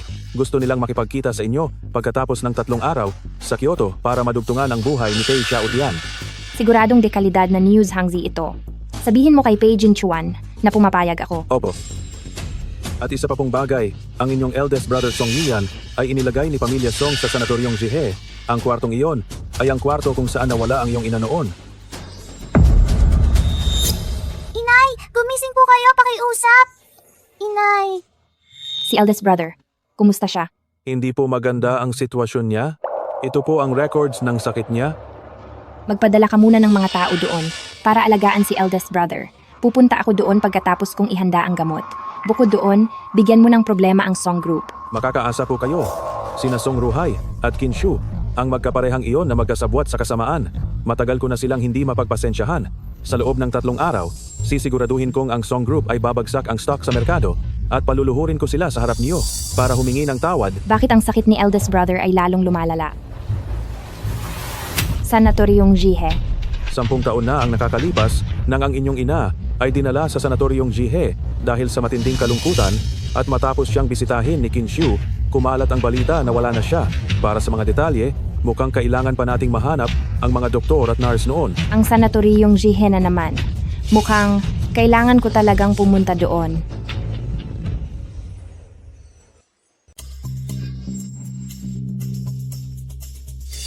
Young Master, tingin ko ang pakikipagtulungan natin kay Song Group ay mas mabuting kanselahin na lang po. Alam naman niyang si Miss Song Si ay ang inyong mapapangasawa, pero pinalayas pa rin niya ito sa bahay. Hindi ba't para na ring binaliwala nito ang dignidad ni Pamilyang Pei? Nasaan siya ngayon? Malay ko ba po? Bakit hindi niyo po siya tawagan? Young Master, huwag niyong sabihin kahit numero ng mapapangasawa niyo ay wala kayo. Gusto mo bang parusahan kita?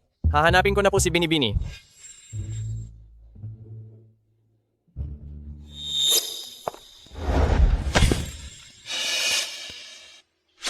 Tunay nga na isa siyang hindi responsable na magnanakaw ng puso.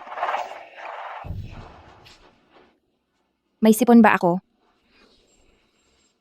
Hindi normal naman ang pintig ng puso ko. Dapat ay wala lang ito.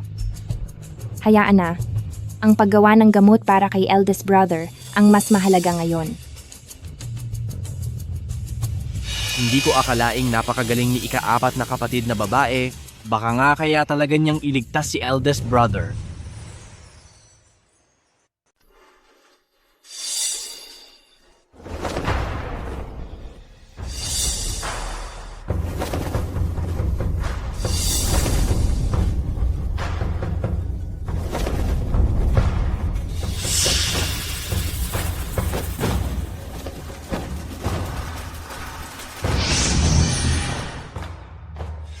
Nagawa ko rin. Xuanli, ito ay... Elixir ng siyam na revolusyong pagpapanumbalik. Napakaswerte ko sa pagkakataong ito, nakakuha ako ng 2 piraso. Kahit anong sakit sa mundong ito, kumain ka lang ng 1 piraso. Hindi ko man masabing milagro, ngunit tiyak nagagaling ang kahit anong sakit. Napakagaling. May pag-asa ng gumaling ang ating kuya. Puntahan na natin si kuya ngayon din.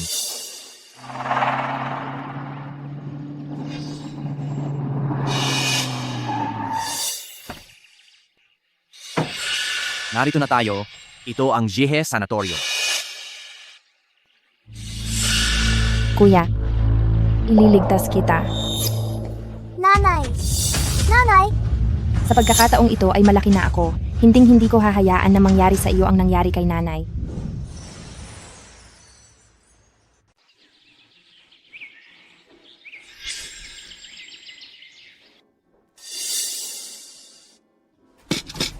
Anong tinitingin-tingin mo? Oras na para kumain? Bilis, kumain ka na.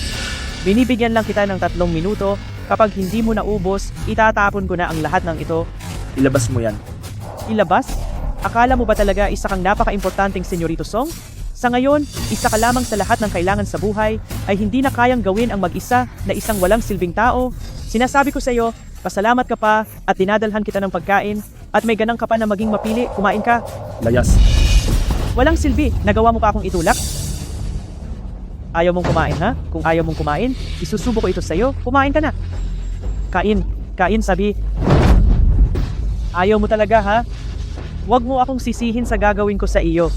Maglaho ka na. Tumigil ka.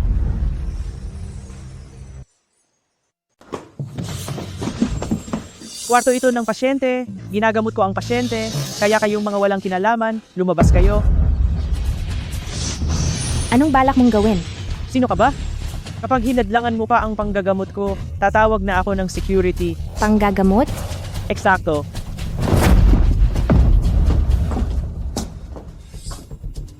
Mahina at mabagal ang pulso, isang kondisyon ng matinding lamig at basa. Tapos ang nurse na ito ay magtuturok pa sa kanya ng maraming palamig sa katawan. Kapag itinuloy ang dosage na ito, mawawala na ang nakatatandang kapatid. Dahil panggagamot naman ito, siguradong pampalakas na gamot ito, kaya hindi siguro problema kung susubukan mo rin ito. Tulong! May gustong manakit sa akin! Saklolo! Sinong nanggugulo rito? Sino ang may lakas ng loob na gumawa ng gulo rito sa sanatoryong Jihe? Direktor! Magtuturok lang po sana ako sa pasyente nang bigla silang pumasok dito at nanggulo sa loob. Ikaw ba ang direktor ng nursing home na ito? Ako si Song Group, 3 nakababatang Panginoon ng Song Yucheng. Pinagtatangkaan ng mga trabahador mo ang buhay ng eldest brother? Inaakala niyo ba wala nang magtatanggol sa pamilya Song? Song Group? Iyon naman pala ay si 3 nakababatang Panginoon. Alam ba ni na Madam Song at President Song na nandito si 3 nakababatang Panginoon? Ang ginagamit naming gamot sa Senyorito Song ay ayon sa plano na sinang-ayunan ng 2 matanda. Paano naman ito magiging isang sadyang pagtatangka sa buhay? 3 nakababatang Panginoon, siguraduhin mong huwag kang magbibintang ng walang basehan. Ang dami ng gamot na ito ay siguradong magdudulot ng kapahamakan, pero mukhang hindi man lang natatakot ang direktor. Mukhang may alam talaga siya, at kung mahuhuli siya at matatanong, baka makuha na natin agad ang ebidensya laban sa mag-asawang Song Ruhai. Kung ganyan pa rin ang ugali ni 3 nakababatang Panginoon sa pagbisita sa pasyente, ay paumanhin, pero hindi na namin kayo papapasukin sa aming pasilidad. Ikaw. Little sister, Yucheng, huwag niyo nang labanan ang Kinshu para lang sa isang katulad kong wala ng silbi. Ang kaligtasan ninyo ang mas mahalaga sa lahat. Eldest brother, may silbi ka pa. Nakagawa na ang Xuanli ng gamot para sa pinsala mo at malapit ka nang makalakad muli. Imposible yan. Anong sabi mo? Ang sakit niya ay hinding-hindi mapapagaling ng kahit sino. Isa itong bagong lason na dahan-dahang gumagana, pero siguradong wala siyang kawala. Maliban na lang kung ang manggagamot ng Liuxuan ang kikilos, kung hindi ay imposibleng gumaling siya. Tama, hinding-hindi na iyan gagaling. Kahit pa sabihing isang hamak na huwad na doktor, o kahit pa dumating ang mga pandaigdigang eksperto, hindi na nila mapapagaling ang kapansanan mo. Sa sandaling malumpo ka, habang buhay ka ng ganiyan, sa halip na mabulok ka sa higaan habang buhay, mas mabuting matapos na ang lahat ngayon para makapagsimula ka na muli. Tumahimik ka! Kapag nagsalita ka pa ng isa, maniwala kang parurusahan na kita. Yucheng, hayaan mo na. Tama naman ang sinabi niya. Wala na nga talaga akong silbi. Mukhang ang buong ospital na ito mula taas hanggang baba ay kasabwat sa lahat. Huwag na tayong maghintay. Kumilos na agad tayo. Siguraduhing makuha ang mga ebidensya. Sugod.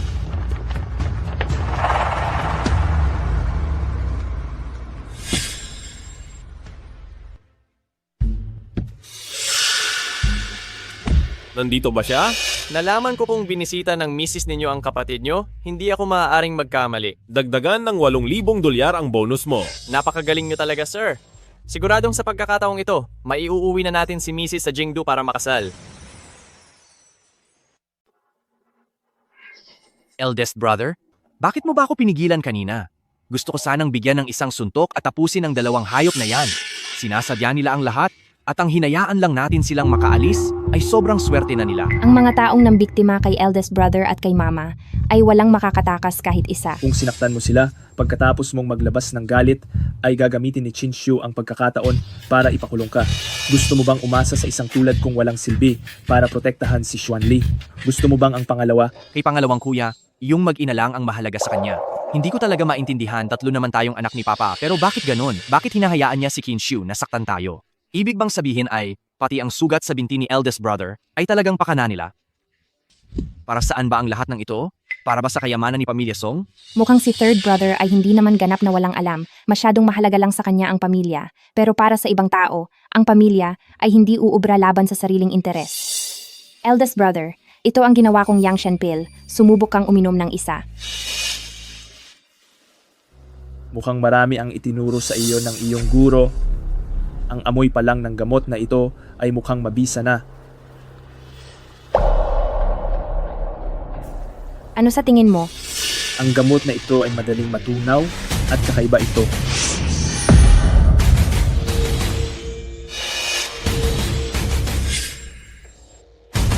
Dan.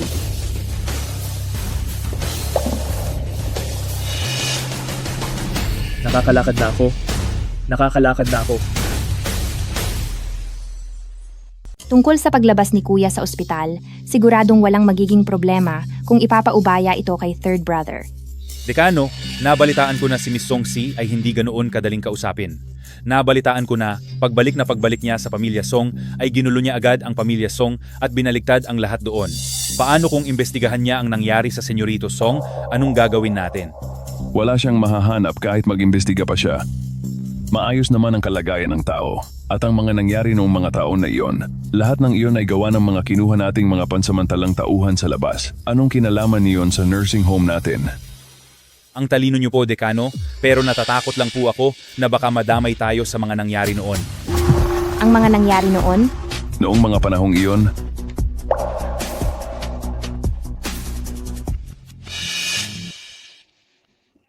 Napakabilis naman. Saan pupunta si Binibini? Sundan mo. Ako, magsasalita na ako. Wag mo akong tapusin. Si Madam Song yon? Hindi. Si Kinshu pala. Siya ang nag-utos sa amin na tapusin ang nanay at ang kuya nyo. Walang kinalaman doon ang opisina namin. Ganoon ba? Sumpaman, totoong lahat iyon. Hindi mo ako pwedeng parusahan ng ganito. Pwede akong sumuko sa pulis, susuko na ako. Nasa cellphone ko ang lahat ng mga ebidensya ng kanilang krimen. Tama nga, siya nga ang may gawa. 10 taon na ang nakakalipas, noong ang iyong ina ay pumasok sa ospital dahil sa labis na kalungkutan. Inakala ko pa naman na ang mag-asawa ay tulad ng sinasabi ng lahat na sila ay sadyang nagmamahalan. Shuang-shuang, uminom ka muna ng tubig at magpahinga. Kailangan ka pa ng ating mga anak.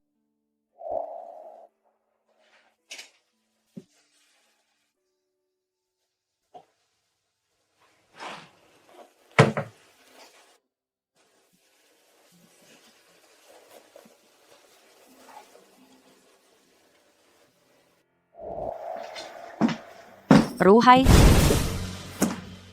Noong nandito pa siya, hindi ba't sinabihan na kitang huwag magpapakita? naku, dahil lang naman iyon sa sobrang pangungulila ko sa iyo. Isa pa, nilagyan ko na ng gamot ang baso niya ng tubig.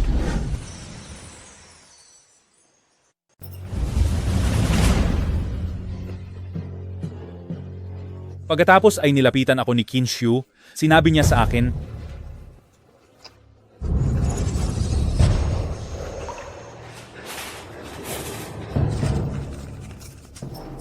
Alam mo na ang dapat mong gawin, di ba? Ako. Hindi ako ang gumawa niyon. Hindi ko iyon kayang gawin. Ang direktor ang may gawa. Isa itong makabagong uri ng gamot na kayang pigilan ang paglalabas ng dopamine ng isang tao upang hindi na sila makaramdam ng kahit kaunting saya o pag-asa. Para sa mga mahihina ang loob, sa isang turok lang, ay mawawalan na sila ng ganang mabuhay. Si Madam Song ang pinakamatatag na tao na nakilala ko sa buong buhay ko. Nakaya niya ang 10 turok bago pa siya nawalan ng pag-asa. Talagang kahanga-hanga ang tatag ng kanyang loob. Inay,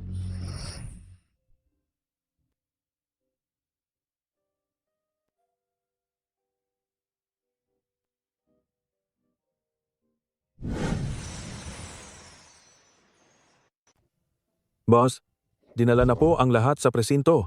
Nang magising na ang direktor na iyon, ay inamin na niya na si Qin Shu nga ang may gawa nito. Tungkol naman sa ama niyo. Kayo po, alam ko na. opo, Song Ruhai, Qin Shu. Ano man ang paghihirap na dinanas ng nanay ko noong buhay pa siya, ay ipaparanas ko sa inyong lahat. At hinding-hindi ako titigil. Hanggat hindi kayo nagbabayad. Asawa ko. Anong ginagawa mo rito? Sino pa ba ang inaasahan mo? Huwag mong sabihin sa labas. Ay may iba ka pang lalaki? Kung gusto mong kanselahin ang kasal, huwag mo akong asarin ng ganito.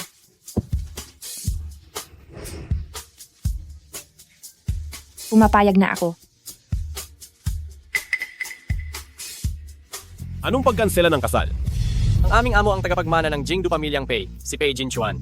Pumunta kami rito para pag-usapan ang pagkansela sa inyong kasal. Chen Nan, buwisi ka talaga. Asawa ko, sandali lang, makinig ka muna sa paliwanag ko.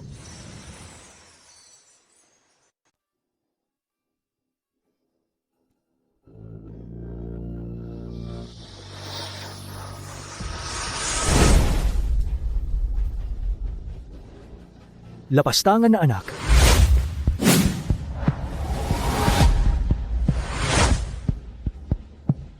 May gana ka pang bumalik dito.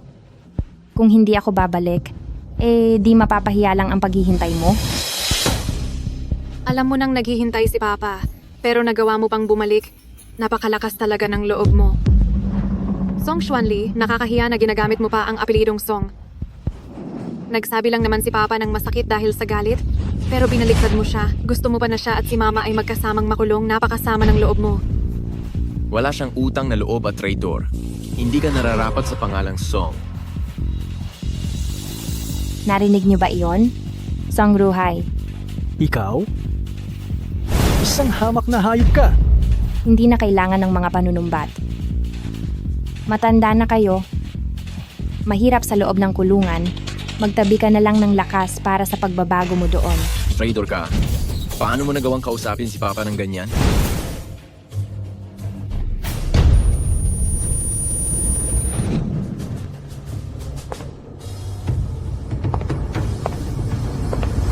Song Xuanli, anong binabalak mo? Song Xuanli. Song Ruhai, Qin Shu. Ang lahat ng ginawa niyo noon ay nalaman ko na. Nangako ako sa sarili ko na pagbabayarin ko kayong lahat sa lahat ng kasalanan niyo. Anong balak mong gawin? Ama mo ako. Kaya kung lalaban ka sa akin, paparusahan ka ng langit. Ama, pagkatapos mo akong iwan sa probinsya ng mahigit 10 taon na parang hindi mo ako kilala dahil sa iyo nawala ang aking ina, nilason mo at pinahirapan ang aking panganay na kuya, sinira ang buhay ng aking pangalawang kuya at pinabayaan ang aking pangatlong kuya. Napakabuti mong ama, Song Ruhai, sumuko ka sa batas o kaming dalawa. Ikaw ang pumili. Pero tunay mo akong ama. Dumadaloy sa iyong mga ugat ang dugo ko. Paano ko naman magagawa na saktan ka? Lahat ng ito ay dahil sa kanya. Siya ang nag-utos sa akin na gawin ang mga iyon. Oo, ako nga. Kung gusto mong tapusin, tapusin mo na ako. Halika rito, tapusin mo ako. Inaakala mo ba na hindi ko kayang gawin iyon? O sige, parusahan mo ako. Ngunit kapag ginawa mo iyon, hindi mo malalaman kung nasaan si Song Shuang. Inay? Ang inay, hindi pa ba siya nawawala? Tama. Masasabi ko sa iyo kung nasaan siya, pero Para pakawalan kayo? Hindi maari.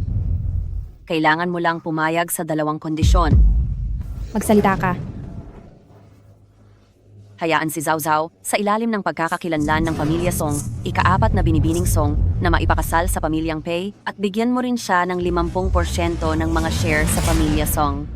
Kapag pumayag ka sa akin, ako lang mag-isa ang aamin sa lahat at susuko sa batas. Kundi hinding-hindi mo na makikita si Song Shuang. Ma, ayoko ng mga share. At hindi ko rin kailangan ng Pei Jinchuan. Ikaw lang ang gusto ko, Ma. Papayag ka ba sa gusto ko? Masyado kang sakim. Kapag may nangyaring masama sa nanay ko, asahan mong may sasama sa kanya. Bitawan mo, Xuanli, bitawan mo siya. Song Xuanli, kami ang gumawa ng lahat ng ito. Huwag mong idamay si Zhao Zhao. Iba ang ibigay mong kapalit. Siya? Gagamitin mo ang pagkatao ni Binibining Song at magpapakasal ka sa pamilyang Pei. Para mas mapagtibay ang kooperasyon sa pagitan ng mga Pei at Song, bigyan mo si Zhao Zhao ng 10% ng share, susuko ako sa batas, at ibibigay ko sa iyo ang kinaroroonan ng nanay mo. Magpapakasal sa pamilyang Pei? Ang aming batang amo ang tagapagmana ng pamilyang Pei ng Kyoto. Walang iba kundi si Pei Jinchuan.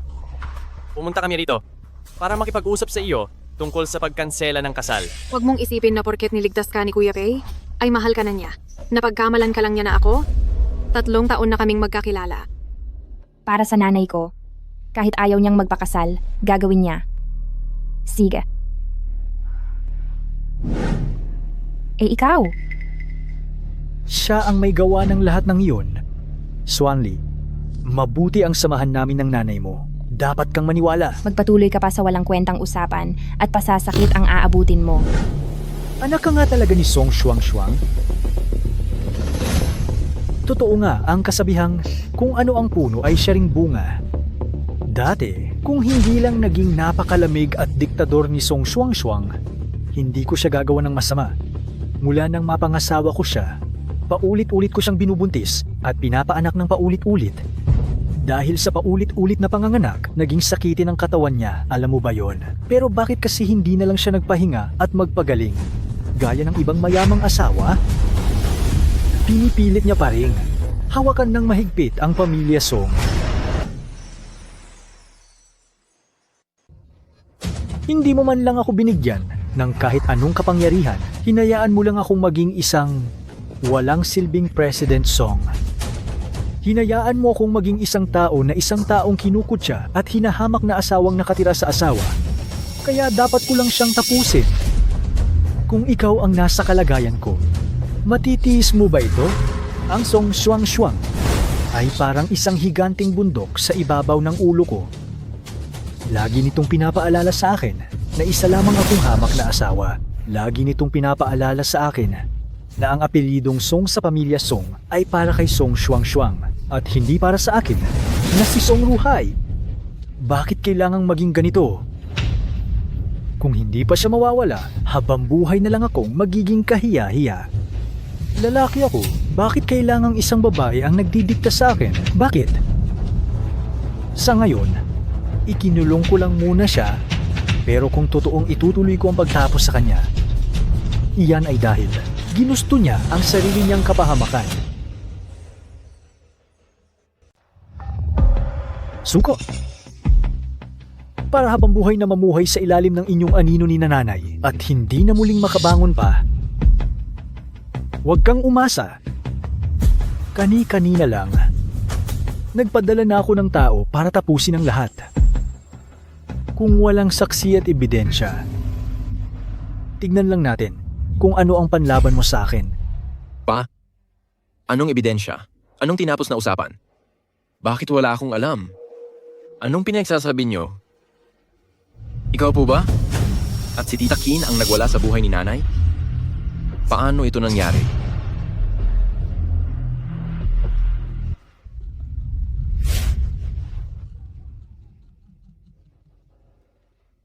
Ngayon, hindi na ako ang sunod-sunurang asawa ng mga pamilya Song. Ngayon, ako na ang tunay na may-ari ng President Song. Makapangyarihan at mayaman na ako. Sa araw na ito, ano ang magagawa mo sa akin? Swanli, ngayong araw ay bibigyan ka ni Papa ng isang napakahalagang leksyon. Sa mundong ito, walang bagay na hindi kayang ayusin ng pera at kapangyarihan. Ang songruhay na ito ay hindi masasaktan kahit kaunti. Ngayong umabot na sa ganito, bulag ka pa rin sa katotohanan, sa kasamaang palad. Ang mga testigo mo ay nagkasala rin, at isang araw bago mo pa nalaman ang balita, ay naipakulong ko na sila. At ang mga sinabi mo kani-kanina lang, ay magiging matibay na ebidensya laban sa iyo. Lumabas na kayo. Mr. Song, sumama po kayo sa amin. Paanong nangyari ito? Kailan pa sila pumasok dito?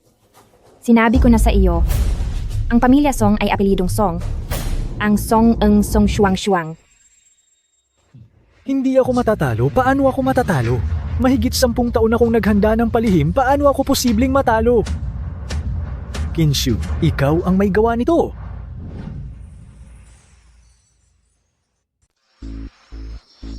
Hindi ako matatalo. Puntiryahin ang puso.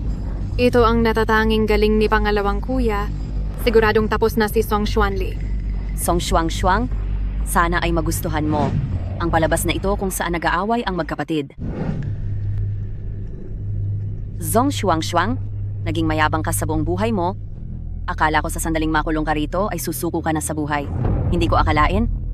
6 na taon na ang nakalipas, ngunit nananatili ka pa ring buhay. Hindi ka ba magsasalita? Dahil ba sa nakita mong nag-aaway ang iyong mga anak, kaya hindi ka masaya? Nagkaanak ka ng 3 walang silbing lalaki, pero nagkaroon ka ng isang mahusay na anak na babae. Kahit na pinalaki siya sa probinsya, hindi ko alam kung saan niya natutunan ang ganoong kahusay na abilidad na kahit si Song ay hindi siya matalo. Salamat. Walang anuman, nararapat lang iyan sa iyo. Sabihin mo na ang password ng secret safe ng pamilya Song. Nangako akong palalakihin ang iyong mga anak at hindi ako sumira sa usapan. Ngayon ang sandali para tuparin mo ang iyong pangako. Ngunit mayroon pa akong isang hiling. Hindi ko akalain ang pakikipagkasundo kay Song Shuang noon para makuha ang pamilya Song ay ganito ang ibabalik sa akin. Nasa basement si Song Shuang. Huwag mong kalilimutan ang ipinangako mo sa akin. Zhao, hindi na kita mapoprotektahan simula ngayon, Mama. Kailangan mong alagaan ang iyong sarili. Huwag mo naman po akong iwan, Zhao. Mama.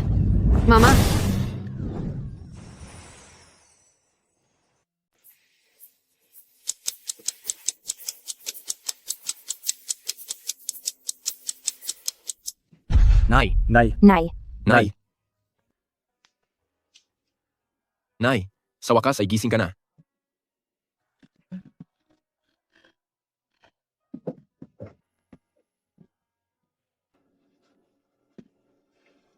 Anak, marami kang pinagdaanan sa mga nakalipas na taon. Nay,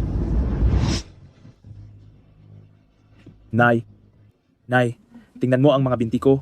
Ngayon ay lalong lumalakas. Nay, tingnan mo. Sa mga nakalipas na araw, nag-e-ensayo ako araw-araw kaya naging maskulado ako. Nay, nagtrabaho ako bilang security guard sa loob ng 2 taon. Ngayon ay isa na akong security captain. Ikaw na talaga ang pinakamatagumpay. Pinatayo na naman siya kahapon bilang parusa at kinaltasan pa ng $200. Young Master, hindi ka napapasok? Sabi mo 'di ba ay isasama mo ang madam pabalik ng Jingdu? Kaka-reunion pa lang ng mag-ina. Kilala mo ako, young master. Hindi naman ako ganoon kamanhid.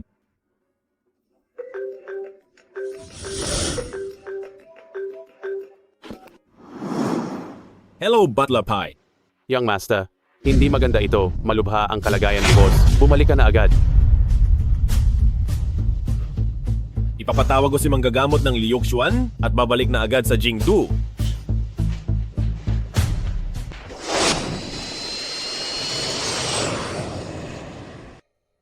Tay, Pilit na kumakapit ang boss sa kanyang huling hininga.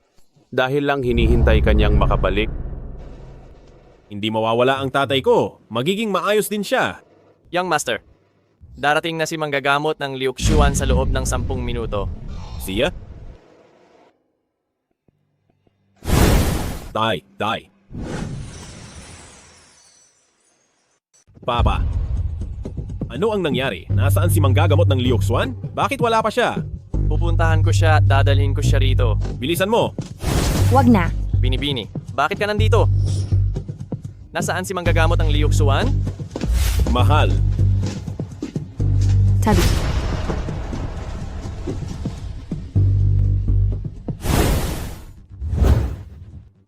Anong ginagawa mo? Patlapay, pabayaan mo siyang sumubok.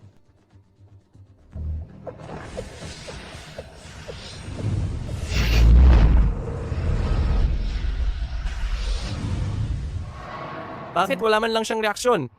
Ang Master.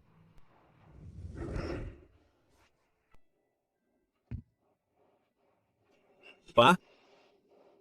Siya ay. Ligtas na siya sa kapahamakan sa ngayon. Hanggat nakabaon ang karayom, dugtong ang buhay niya ng 1 linggo. 1 linggo lang? Young Divine Doctor, maliligtas mo po ba ang kalagayan ng Master? Ang master ng pamilya Pei ay hindi maisakit. Sadyang matanda na siya. Mahal? Siguradong may paraan ka. Para dugtungan ang buhay ni Pa, hindi ba? Hindi ba? Nangako ako kay Kinshu na magpapakasal ako sa pamilyang Pei. Inakala kong mahihirapan ako. Pero base sa itsura niya, paniguradong para sa tatay niya, kahit pa ang sarili niya ang isakripisyo niya. Mayroon, pero may isa akong kondisyon. Sabihin mo na ang kahit anong kondisyon mo, kahit gaano pa ito kahirap o kadelikado, basta't hilingin mo, gagawin ko ang lahat para sa iyo. Kahit mukha siyang babaero, masunurin naman siyang anak. Sa susunod nating pagsasama, hindi na siguro magiging mahirap. Ang kasalan sa pagitan ng pamilyang Pei at Song ay magpapatuloy. May ganito palang magandang balita. Ano? Wala lang.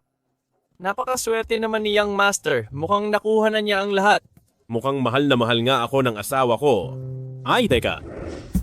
Kung gusto mong kanselahin ang kasal, wag mo akong asarin ng ganyan.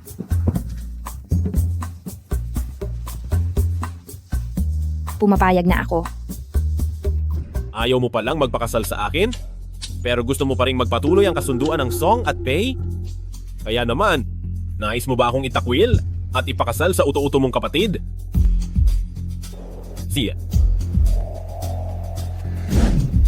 Ito ang elixir ng 9 na revolusyong pagpapanumbalik. Pagkatapos itong inumin, depende sa pangangatawan ng tao, maaaring madagdagan ang buhay mo ng 1 taon o hanggang 10 taon. Pagdating naman sa kung gaano pa kahaba ang itatagal mo, depende na iyon sa kalusugan ng uminom. Ipapalit ko ito para sa 3 taong peking kasal, at pagkatapos ng 3 taon ay wala na tayong pakialamanan sa isa't isa. Paglabas ni Kinshu sa kulungan pagkaraan ng 3 taon, matutupad ko na rin ang pangako ko. Ikaw ang itinakdang ikasal sa akin. Ano? Ayaw mo ba? Gusto ko? Siyempre gusto ko.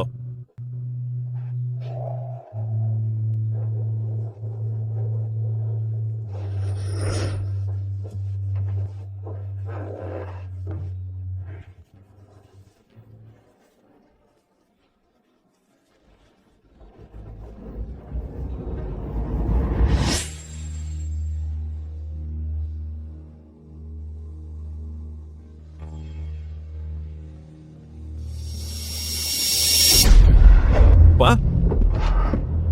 Pa? 金主安， Nararamdaman ko na ang aking katawan ay mas gumaan kaysa noon. Huling sandali na ba ito ng aking buhay? Ang mabuti mong manugang, siya ang nagligtas sa iyo. Siya ay si Xuanli, hindi ba? Xuanli, siya ang napili namin ng mama mo na maging manugang. Sa buong buhay ko bilang si Pei Xiaotian, siya lang ang tatanggapin ko. Kapag may dinala kang iba rito, hinding-hindi ko sila kikilalanin.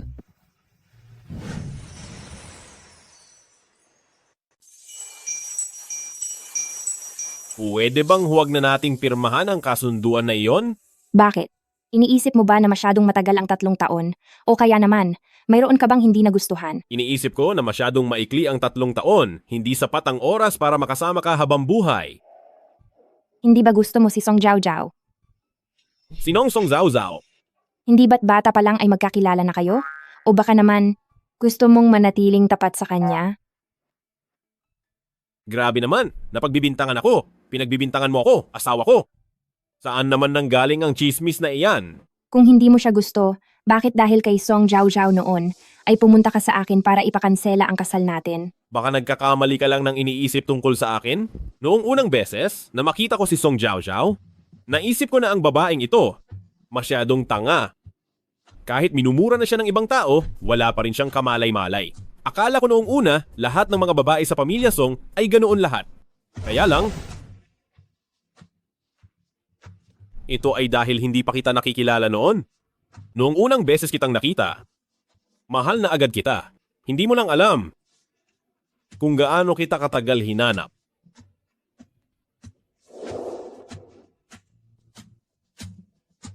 Iyong nangyari sa hotel, hindi ko iyon sinasadya. Dahil ba hindi sinasadya, ay wala ka ng pananagutan?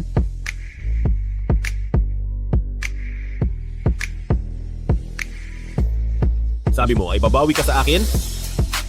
Kung gayon, gamitin mo ang buong buhay mo para makabawi. Pero hindi pa kita gusto sa ngayon. Problema ko na iyon.